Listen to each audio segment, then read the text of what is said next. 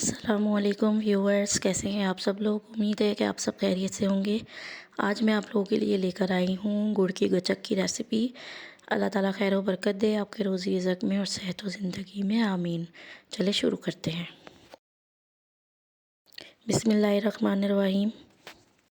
सबसे पहले मैंने एक फ़्राई पैन ले लिया है। उसके अंदर मैं 1 टेबलस्पून देसी घी शामिल कर रही हूँ।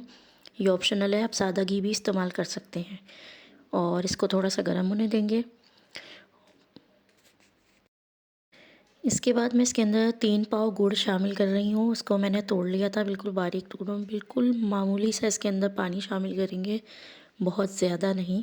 उनको थोड़ा सा हमने अंदर शामिल कर दिया है ताकि जिसमें ये आराम से मेल्ट हो जाए और सारा गुड़ जो है वो बिल्कुल डिज़ोल्व हो जाए। इस चीज़ का आप ख़ास ख्याल रखें।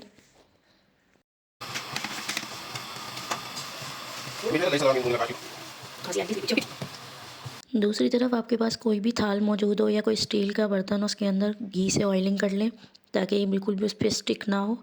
और ये देखें दूसरी तरफ ये मेल्ट हो गया है गुड़। इसके अंदर जाल सा एक आना शुरू हो जाता है। इसको चम्मच चलाते रहेंगे ताकि ये लगे नहीं। और लो फ्लेम पे हम ये कुक कर रहे हैं। इस तरह से इसकी शक्ल होगी। तो अब इसको आपने कुक करते रहना है। एक ठंडा पानी कटोरी में ले लें, इसमें आप यूँ डाल के देखें। अगर इसकी इस तरह से तार आ रही है तो इसका मतलब ये अभी तैयार नहीं हुआ है।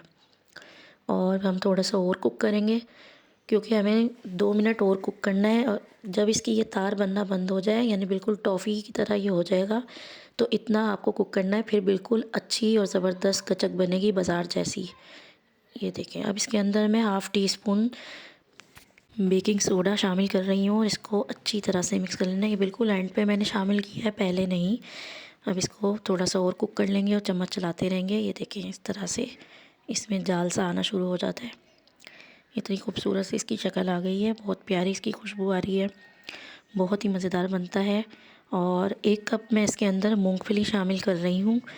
अगर आपके पास तिल है या कोई भी आपको पसंद हो उस किस्म की भी आप बना सकते हैं। हम मूंगफली वाली बना रहे हैं तो इसके अंदर मैं इस तरह से शामिल कर रही हूँ। इसको अच्छी तरह से इसमें मिक्स कर लेना है। फ्लेम मैंने ऑफ़ कर दी है, कम्प्लीटली कुक हो चुका है ये देखें। और जो आपको मैंने दिखाया था स्टील की थाली मेरे पास मौजूद है, उसके अंदर मैं इसको शामिल कर रही हूँ।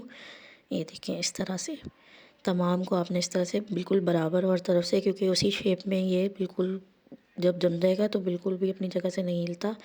और इसके ऊपर मैं मूंगफली गार्निश कर रही हूँ थोड़ी सी ऊपर से भी, क्योंकि वो सारी तो अंदर बिल्कुल मिक्स हो जाती है। थोड़ी सी गार्निशिंग करते हैं तो ऊपर भी बहुत खूबसूरत लगती है। अब इसको 1 घंटे के लिए ठंडा होने हमने छोड़ दिया था, तो बीच में आप थोड़े से इसमें निशान लगा लें छुरी से, जिस साइज़ का आपको चाहिए, वरना बाद में ये कटता नहीं है, फिर तोड़ के या तो खाएं। इस तरह हम जब निशान लगा लेंगे, जब आप फिर ये बिल्कुल 1 घंटे के बाद आप देखेंगे टॉफ़ी की शेप में हो जाएगा बिल्कुल। शक्ल इसकी ऐसी होगी। आराम से इसके पीसीस बना के फिर आप इसको डिश आउट करके सर्व कर सकते हैं। ये देखिए इस तरह से हमने इसके स्लाइस कर दिए हैं। इतना खूबसूरत ये लग रहा है, कम्प्लीटली बन चुका है। आप इसको खूबसूरत सा डिश आउट करें, फिर सर्व करें। बहुत मज़ेदार ये बनता है, बहुत ही ज़बरदस्त ये लगती है। इस रेसिपी को आप ज़रूर ट्राई कीजिएगा।